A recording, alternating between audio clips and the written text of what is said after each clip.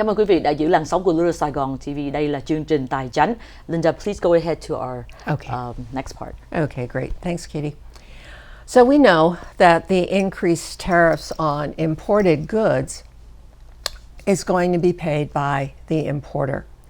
Now, that can be what you purchasing directly from the manufacturer or the wholesaler you are buying your goods from that will be passing along the increase. Whichever it is, you're ultimately going to pay more and you're going to feel the pressure to increase your prices. If you pass on the increased cost to your customers, how is this going to affect your relationship with that customer? Well, it's kind of dependent on whether or not your product is a necessity or if it isn't. If it is, your customers will try to buy the product if they can actually afford it, or they're going to be looking for other options. And if it's not a necessity, your customers may just take kind of a sit back and wait attitude and see what happens and see if prices come down or something else comes along that they can substitute. And no matter how you cut it, your supply chain will ultimately be affected. You're most likely going to experience challenges and delays, and you're going to need extra cash reserves or greater cash flow to purchase the imported products. So what are some of the things that you could do? First of all, you want to reassess your supply chain. It's most likely going to become more difficult for you to get your goods that you need.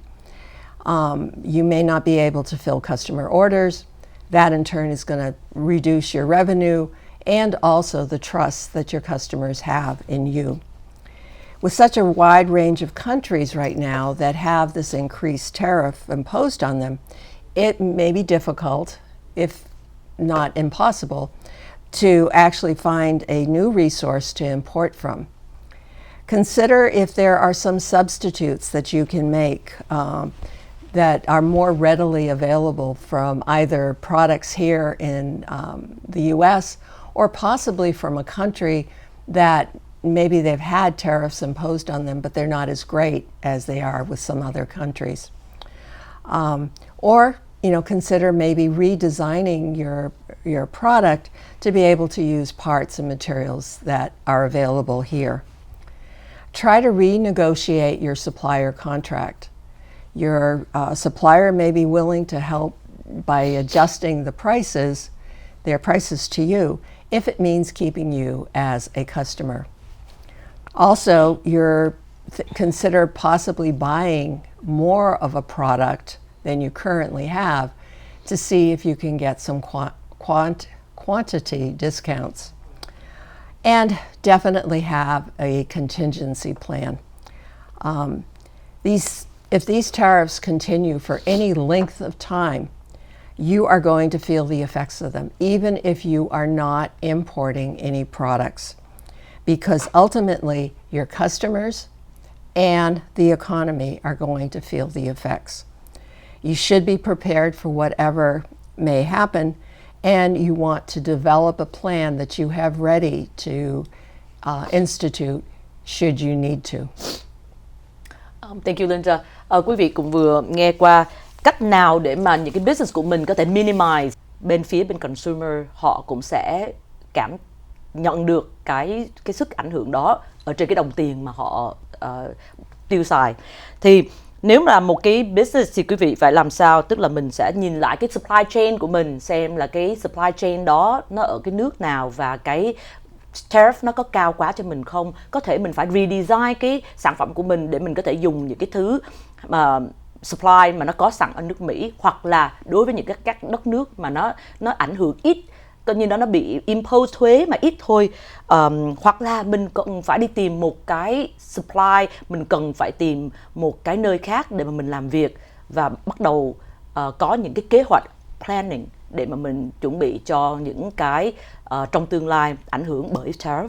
Bởi vì nó không sớm thì muộn, tất cả mọi chúng ta, business owners, consumers đều phải sống với lại cái mới về tăng vật giá, có thể quý vị sẽ không có tăng lương, quý vị có thể phải tăng giá sản phẩm, tăng giá dịch vụ, tăng giá mà để cho khách của mình đồng ý để họ tiếp tục họ mua, chứ không họ đi nơi khác thì mình lại mất khách, đúng không ạ? Cho nên đây là một cái bài toán cân nhắc không phải là dễ. It's not easy. Nó sẽ có rất là nhiều thứ mà quý vị cần phải để ý, chú ý ngay từ hôm nay. Yeah, please go ahead. Thanks, Katie. A few other things that you might want to consider as you're trying to plan on moving forward. Evaluate your inventory. Know exactly how long your inventory is going to last you and when are you going to need to reorder product, and plan accordingly. Review your current cash flow and your reserves. Do you have time to build up these cash reserves to be able to absorb the extra cost? Obviously, cut costs wherever possible. Look very closely at your entire operation. Identify any areas where efficiency could be improved. Are there places you can streamline your process? Reevaluate your overhead. Obviously, cut any non-critical items. Consider getting a business line of credit. This can act as a emergency fund for you, a lifeline should you need to tap into it. And you'll only need to make payments on the amount of funds that you tap into when you actually do it. However, and this is important, keep in mind, if inflation continues to increase, the cost of that line of credit is going to go up. If you can, maybe invest in technology, automation, data analytics, cloud platforms. They may be able to help you to streamline your operations, help you to better manage your inventory, and improve communications with your customers and your vendors. And speaking of communication, communicate with your customers. Even if you have to raise prices, be upfront with your customers, explaining why you have to do this, and emphasize what value they're getting from you and your products and the services that you're providing, and remind them your value as well.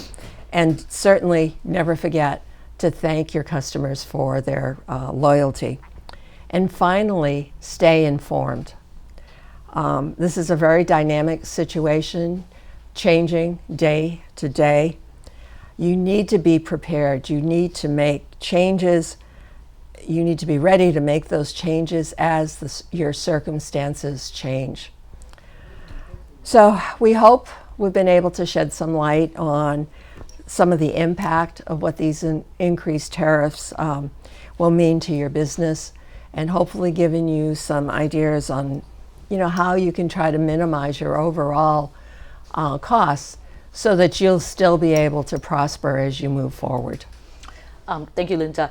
Quý vị cũng thấy trong những cái thời gian kế tiếp mình sẽ có rất là nhiều sự thay đổi đối với lại small business, thì quý vị hãy mạnh dạn để mà thứ nhất là evaluate cái inventory của mình, khi nào mình cần phải order và có khi nào mình có thể order được một cái số lượng lớn trước khi cái tariff nó in effect, để mà mình có được cái số lượng đó, mình làm sản phẩm sẵn.